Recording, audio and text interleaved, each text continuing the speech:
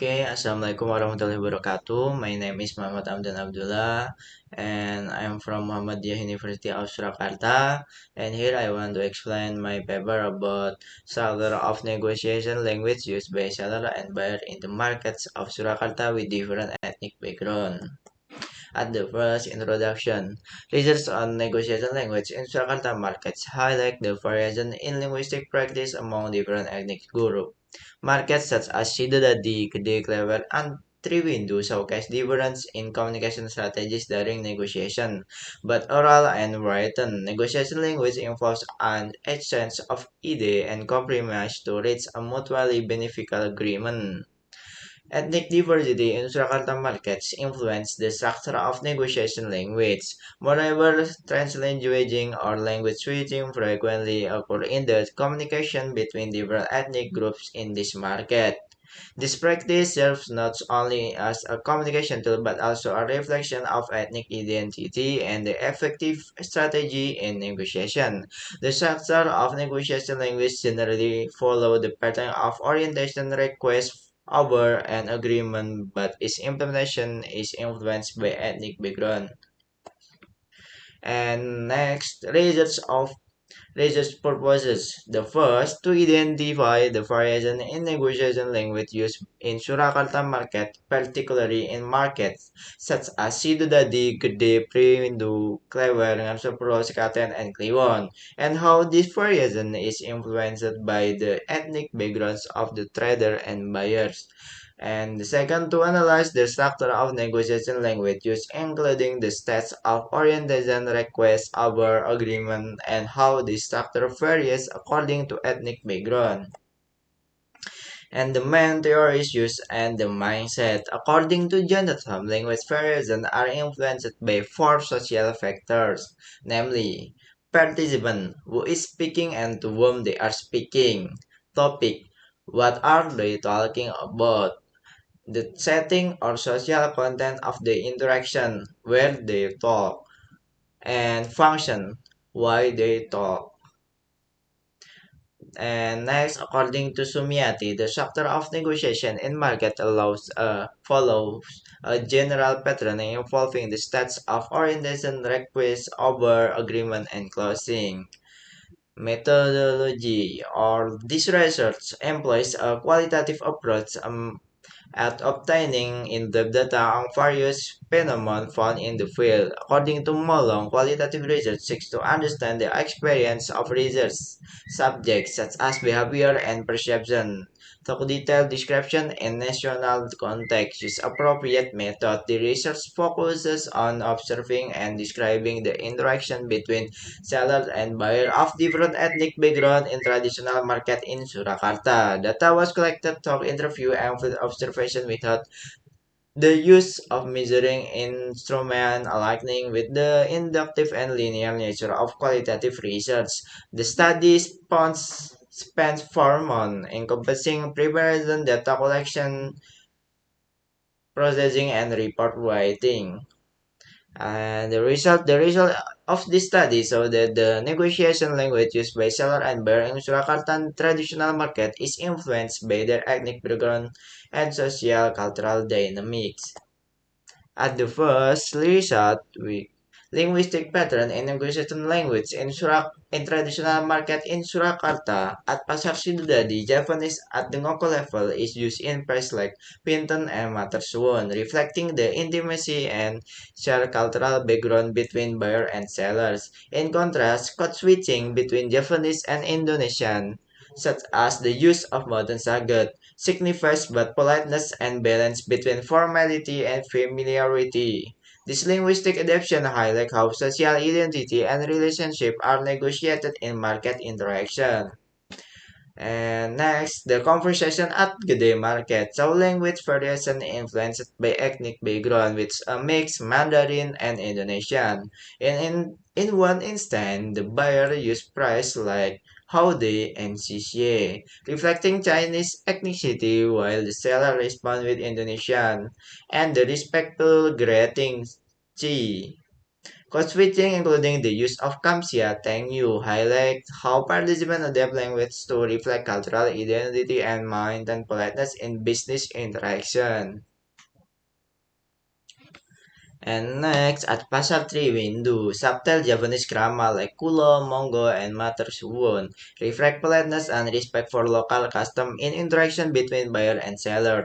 In contrast, the use of Indonesian with informal terms like cepek suggests that buyer from outside the region still adapt to the burgeoning customs of the market. This code switching show how language varies according to the social relationship and ethnicity of the participant, balancing politeness and practically in a multi-ethnic market setting. And next, at Pasar Kleber, Indonesian dominates with Javanese insert like Dak Papa and Monggo, showing politeness while maintaining familiarity. In contrast, the second conversation used more Japanese, with terms like pinton and button during price negotiation, reflecting the dominant Japanese ethnicity and respect in interaction. This code switching adapt to social relationship and burgeoning position, balancing formality and confidence in the market transaction. And Ngarsopuro. At Ngarsopuro Market, English is used between a buyer and seller, reflecting an international interaction where both parties adapt for easier communication. In another instance, a buyer greets in Surakarta with Horoshi, but the transaction process is English, showing the seller adaptability to foreign buyer needs. Despite using foreign language, the conversation closes with terima kasih in Bahasa Indonesia, reflecting respect for local culture while accommodating international tourists. At Pasar Sekaten, Sundanese sellers use typical greeting reflecting their ethnic identity, while Javanese-speaking bureau mix Indonesia with Javanese term. This code switching highlight the negotiation of social identity and politeness in inter-ethnic interaction. It also reflects language adaptation that emphasizes socialization and ethnic identity during price negotiation. And the last, at Pasar Kliwon, Arabic presses like Kamsamanu are used by buyers, reflecting the influence of Arabic culture in daily interaction. Although the buyer use Arabic, the seller respond in Bahasa Indonesia, emphasizing and dominance in transaction. This code switching highlight the flexibility of language in multicultural market, creating a personalized atmosphere while maintaining effective communication. And the second result is structure of negotiation and cultural influence. At Pasar Sidodadi, in the first sample, the buyer compliments the buyer quality, the product quality before negotiation, reflecting the Japanese emphasis on building personal relationship and maintaining harmony. This relational approach is characterized by the use of pleasantries as highlighted by Sadewa and Fatur Rahmat. In contrast, the second sample omits orientation with buyer directly asking for price, illustrating a more pragmatic and efficient negotiation style that prioritizes transaction outcome over relationship building. And at Pasar Gede, buyer directly asks for prices without any prior orientation, reflecting a more pragmatic approach. This direct negotiation style aligns with the efficiency-oriented business practice often found in the Chinese community, where the focus is on achieving quick outcome. The absence of pleasantries highlights cultural differences, contrasting with the more relational familiarity building approach typical of Japanese negotiation. And next, at Triwindu Market, in the first of sample, the buyer expresses their intention to purchase, reflecting the Japanese emphasis on building relationship and harmony before negotiating. This orientation helps establish formality and mutual respect, aligning with Japanese collectivist values that priorities interpersonal connection in negotiation. In contrast, the second sample omits this step with the direct focus on price, highlighting a more pragmatic approach that prioritizes efficiency over relationship building, leading to a violent agreement due to price mismatch. And next, at Clever Market.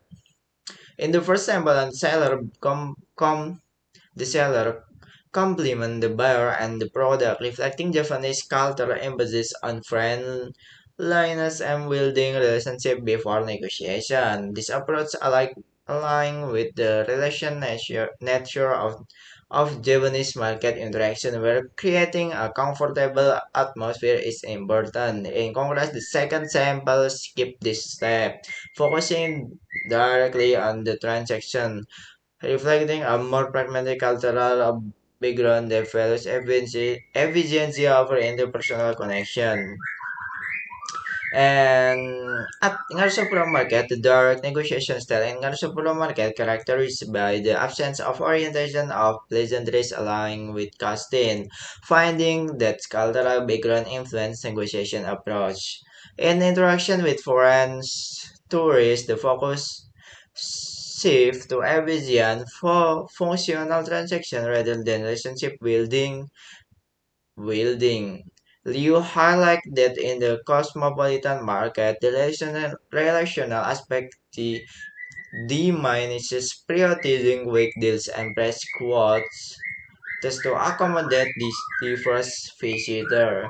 The negotiation sector at second market includes orientation requests over agreement and closing, starting with friendly greeting like Mang lihat with faster familiarity and politeness. This gradual and cooperative process reflects the Japanese and Sudanese emphasis on social relation and harmony. Lightning with Alia, finding on the importance of familiarity in negotiation. Ultimately, the flexible and unhurried bargaining approach allow both parties to understand each other's position, leading to mutual agreement while privileging social interaction alongside the transaction outcome. And the last, at Cleveland Market, the buyer direct question comes Manu with pure orientation reflect a pragmatic approach to negotiation, aligning with Lewicki, Berry, and Saunders, who note the efficiency focused culture priorities transactional aspect of relationship building. This efficiency oriented style is consistent with Imai and Gilvan finding on high cultural intelligence and cross-cultural interaction, where result take precedence such as pragmatic approach contrast with relationship relational culture like Japanese or Sudanese, which emphasizes social familiarity before addressing the transaction. And the last, we have conclusion. This study found that the structure of negotiation language in Surakarta traditional market and is strongly influenced by the ethnic background of seller and buyer, although the basic pattern of negotiation involves the stats of orientation request over agreement and closing. Its market saw unique linguistic variation. The use of language such as Japanese, Sudanese, Indonesian, Mandarin, English, Russian, and Arabic not only serve as communication tool, but also reflect the social cultural identities of the various ethnic groups transaction this market. In addition to language, the communication strategies used in negotiation also very influenced by the cultural norm of its ethnicity. In market dominated by Japanese culture such as Shidadadi market and clever market, negotiation tend to focus on social relationship and harmony. Meanwhile, in market with multi-ethnic visitors such as Gede market and Ngarsopro market, negotiation are faster and more direct with an emphasis on efficiency and traditional outcome. These variations show that cultural difference create different approaches negotiation. Overall, this research underscores that negotiation in Surakarta traditional markets are not only about economy exchange, but also reflect complex social interaction. Ethnic diversity influence not only the language used, but also why negotiations are conducted, where each interaction strengthens social and cultural relationship between groups, while demonstrating the importance of cross-cultural understanding in multi-ethnic trade. Okay, maybe enough from me. Thank you for your attention. Wassalamualaikum warahmatullahi wabarakatuh.